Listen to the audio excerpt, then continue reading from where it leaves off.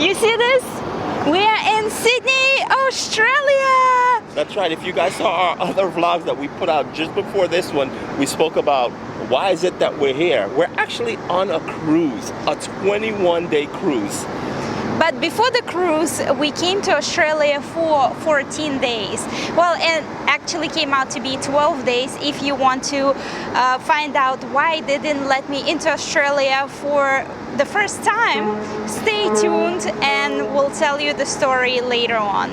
But in this video, we will tell you all about our first impressions of Sydney. This is our first time in Australia, first time in Sydney, and actually Australia was supposed to be one of our very last destinations that we would ever go to. Why? Now it turns out to be our first. Yeah, why would it be the last? Well, like they say, everything kills you in Australia. Especially big spiders like this. Yeah, but we didn't see any. Well, let's start with, if you are an American citizen, you do need a visa to come to Australia, which is a super easy process. The visa is pretty much instant. It's just an electronic permit, and it's super easy to get. It is only $13 US. You just apply online and you get it pretty much right away. Once you arrive in Australia, it is a breeze to get through security and customs and everything you need to. Literally, it happened so quickly. I was like, wait a minute, we're already outside the airport? That's it? Yeah, it was super fast. They do make a big deal about declaring things like foreign food. You're not supposed to bring any type of food, even airplane food, even anything that you candy or anything like that. But the process still is simple. Yes, you just walk up to a kiosk, you declare what you want to declare, they issue you a ticket, you take that ticket, you walk into like another queue, which is like, was really a small queue, and they take it from you and they match your passport and out the door. Actually, the customs are pretty much electronic. I had my glasses on, so I actually had to go through the customs agent, but it was also really, really fast. And once you get out the airport, you know, a lot of times, especially in New York, when you come out the airport, you have to try to figure out, well, where am I going to catch an Uber or a cab to go where you need to go? Any airport, if you get in a cab outside of regular airport cabs, you need to find the designated area. Right. Well, in Sydney, again, a breeze. They have massive signs that direct you, arrows that direct you where is it that you need to go to get picked up. It's called priority pickup, by the way. Correct. Right. And it's a signs for Uber pickup, or Sydney actually has their own Uber taxi cab. It's called Bolt, and supposedly it is a little bit cheaper than Uber. So if you planning to go to Sydney, be sure to download that app. Bolt app. We're just about a half an hour away from actually pulling away from the port. So if you see the opera house behind us begin to move, that's the reason why. But you'll probably hear a horn anyway at some point throughout this video. So here in Sydney, I notice people they dress really nice. The area that we're staying in is called The Rocks, and in this area it's very business. You have more of the high-end hotels. The Four Seasons is right next to where we're staying. City Center. Right, the city center. Yeah, guys are dressed up, really Suits, nice. Women dress nice. They have their beard going. That's the thing here in Australia, I guess. Yeah, that's the first thing. When we were in the Uber, I noticed a lot of men have like full-grown beard. Oh yeah, those Aussie men love their beards, apparently. The style. Or maybe is it Aussie women that love beard, huh? Oh, then yeah, then that can work too. Sydney is such a big city. It reminded me so much of New York. There are so many people outside. There are just herds of people going, and you can't even like go around between them. You pretty much have to go in a group of people. It's, I don't know, I don't think they're all tourists, but it's just like a lot of people all over the place. Yeah, and it's bustling. It's definitely bustling. Let's talk about their customs, right? We notice how people go after work. They go into bars and restaurants, and you can see all those dressed up men and women after work, after business hours, they go for like extra meetings, or on Friday they have such thing. If you work in business industry, they finish the day on Friday early for lunch, and from lunch till evening they have business meetings. But they don't come back into the office. Yep, they go they're out done to for a the bar day. and they just start drinking. It's pretty cool. Yeah. If you could get your work done earlier during the week, of course. Speaking of bars and restaurants, wow, in every square inch it's covered with restaurants, bars, Coffee cafes, shops. Oh my coffee God. shops. Oh Jesus. Coffee Everywhere you shops like turn. every block. And the coffee, Anywhere we try the coffee. yeah, it's like premium gasoline. The thing is so strong. Like all the coffee we've had that we've been here since we've been here, it's been strong. I'm not really a big coffee drinker, so it was very light. I like my coffee strong and black, but I can't even take Australian coffee Yeah, black. they don't play with their coffee. It's really strong. We noticed people in Sydney are super nice and genuinely nice, not just put a smile on and give you whatever you want. They're super helpful. They go out of their way to help you and make sure that you get the best service that they can provide. It's funny because a lot of times when we compare certain things, we compare to New York because we lived in New York for so long. And in certain restaurants in New York, you know, sometimes you don't get greeted with a smile. It doesn't look like the person's happy being where they are, working where they are. Here, it's not like that. We've spoken to so many people that work in the restaurants, and they literally want to just pull up a chair next to us and begin a conversation. They want to know where you're from, and they welcome you, and you know, they go into like all the different places in Australia and how long you're here, and whoa, you should see this and you should see that, and And really, it's really not awesome. really for high-end restaurants. It's for simple food takeaways. By the way, it's not a food takeout. It's food takeaway. Yeah, that's their thing. It's even written on restaurants. It says takeaway, which means just to take out the food. Yeah, it's a little bit different words they use for certain things. Right. Again, on the restaurant topics, because you know we love food and we're big foodies, it's funny that they add extra weekend charge for restaurants if you go out Saturday or Sunday, because normally it's 10% extra added to your bill automatically. And tipping is not really custom here. When the check comes, if you want to tip, you have to add the tip before they run your card through. Otherwise, there is no space to put the tip after they run your card. And the tipping is not mandatory, but always appreciated. So if they take care of you, be sure to take care of them. Another interesting thing we noticed is that they have different prices for dining in and takeaway price. The dining in price is slightly higher than takeaway. Again, probably they are not accustomed to leave tip, so to cover some of the cost of service, they add slightly higher prices for dining in. Speaking of free water, the water here is Tap water. Tap water.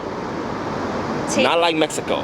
It tastes so good. It actually tastes better than New York water. And they do say New York has the best tasting water. And that is true. But after tasting Australian water, Sydney water, I would say. Yeah, Sydney, because I don't know about the rest of Australia, but Sydney, oh, the water's so good. It actually tastes like Poland Spring bottled water. Right, or like an Avion. It's really clean, it's really crisp, and I was really shocked. Like, for example, in Hawaii, I cannot drink tap water at all. Even with ice, it has really weird funny taste. Yeah. But here in Sydney, I was drinking tap water, no problem. It was amazing. We bought at first a couple of bottles of water, and then we were just refilling it with tap water. It was awesome. Normally, anywhere in America, when you go to a restaurant, they bring you tap water with ice.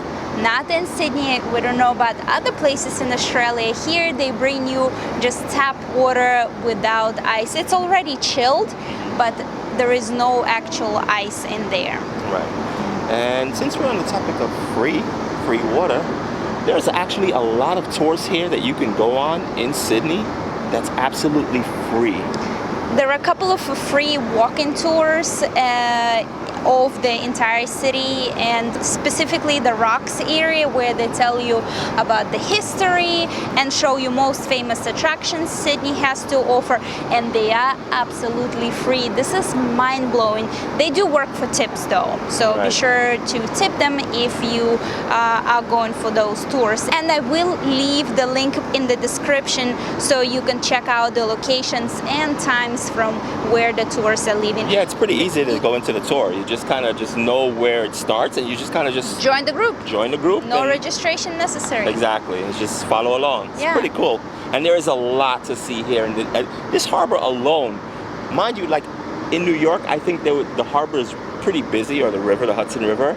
Here, it's on another level. Like, I could look out right now, and I guarantee you, I could count over 50 boats in the water at the same time. Active.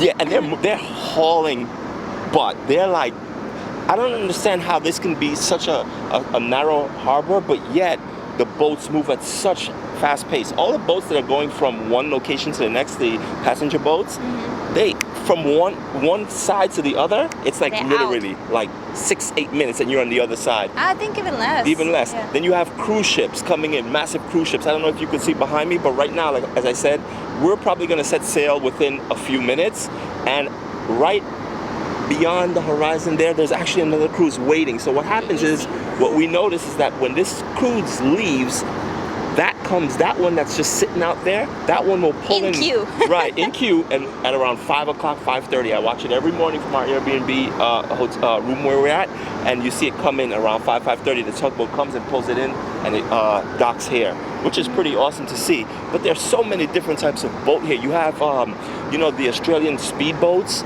You have regular passenger boats that take you. Ferries. The ferries that take you. Then you have ferries, personal boats. It's just, it's crammed. This harbor is packed. Besides the free tours, you can go to free galleries, free museums. Not all of them are free, of course, but free botanical gardens. Yes, there are so many free options. Here, as we were staying here in Sydney, we did not spend any money on any activities. Actually, we could have, but unfortunately, Devon was sick most of the time. We did not actually have that much time to be going around, so we just visited all the free activities here in Sydney. The gardens and the parks here are actually really beautiful, very well groomed. You see a variety of flowers and trees. It's insane. And variety of birds. Yes, I was blown away what type of, I've never seen any type of birds that I'm seeing here. And there are actually parrots flying around. And in the evening, oh my God. Bats. Oh, it's so awesome. That is mind-blowing. And they're huge. They're massive, massive. They're called, what is it? Red fox, red. If you guys know what it is, leave a comment and let us know. I can't bring the name right now. They're crazy. They're big. They're massive. When you see them around 5 o'clock, 6 in the evening, they start coming out and they just fill the sky. And all you see is these massive bats flying overhead. It's epic. I love it. Most attractions here located in the center of the city, and they are easy to walk to. There are only a few that you actually need to take public transportation, such as Bondi Beach, COOGIE Beach. We did a coastline walk, COOGIE Beach to Bondi Beach, and that was about 22-minute cab. There is very famous Manly Beach that you also have to take a ferry to. And if you do want to visit zoo, there is the most famous is Taronga Zoo, which is also a ferry right away, just 15 minutes. Right. But there is also another one that's called, what is it? It's called Featherdale Wildlife. And it's about a 45-minute train outside the city, but what's unique about that zoo is you can actually pet animals, and there is more animal interaction there. Koalas, baby koalas, I know, kangaroos. but unfortunately we didn't make it there. But good news is we are definitely coming back to Sydney. For sure, and we're gonna probably stay here for about 2 to 3 months. We fell in love with Australia. It really is awesome here, and there's just so much to see and do and explore in Sydney. For sure. And we didn't even scrape the surface. So definitely we are coming back, and we're gonna be doing a lot. Yeah. Walking around the streets, we noticed the streets go up and down so Very much. hilly. Especially in heels. We went out one night. Oh my God. I wasn't in heels, by the way. That She was in heels. was a nightmare. And holding on to the van the entire time. They also have a lot of like alleyways here. Did you notice that? So like these tiny little alleyways. But it's not just the alleyways. There are actually bars and restaurants tucked away in these alleyways, and there you are would no never know. signs. Yeah, there was no signs coming off the main street saying, "Oh, there's a restaurant in this alleyway." No, you just happen to just walk in, and you're like, "Whoa, there's like people here, and they're drinking and having a blast," and it's tucked away in like the back alley of somewhere. It's really cool. Yeah, it's awesome. it's like a lot of hipster vibes Absolutely. here. Really cool. I love it. So while in the streets of Sydney exploring, of course, we came across the Aborigines. They're actually performing their dance and their music. That was the highlight of the day. And they're blowing this into these so big pipes. fun. So cool. And they have awesome dances. Oh, they do. They sure do. In my mind, I was joining the dance. I so wanted to just like go in and dance with him. It was awesome. a lot of fun. Yeah, it is. In Australia, they have very different outlets. I've never seen this type before. In order to, not only that you need to plug your device in, but you need to turn on your outlet. They have a button attached to each outlet that you need to turn on and off. To activate the power coming through the outlet, which is cool. At first we just plugged in and we're like, how come it's not charging? And then we noticed there was buttons. So just keep in mind, Australia have their own outlet system. The plugs look completely different. So be sure to bring a converter. But if you do forget a converter, converters are sold everywhere here. That's one of the things I noticed right away. They're everywhere. Some countries you go to and you actually need to ask for converters or go to special electronic stores. Here is like every corner sells them. When you cross in the street here, you will notice you would have to press a button in order to cross the street. But a lot of people actually do jaywalk. And when you press the button, the sound is so loud. First it beeps and then it starts beeping super, super loud. Another thing I wasn't aware of until I actually got here, everyone drives on the right-hand side of the road. So in typical America, the steering wheel is on the left-hand side. Now in Australia, it's actually on the right-hand side. Every time we walk the street, it was like super weird to see the driver on the other side. Now let's get down to business. Alcohol. Here in Sydney, the drinking age starts at 18. They never ID'd us. And even at liquor stores, usually in America, if you look 30 or 40 and under, they would still ID you. Still ID you. Here, not even once. You just said liquor store though. That's not what they call it here. Yes, here they call bottle shop. Okay. Bottle shop, not liquor store.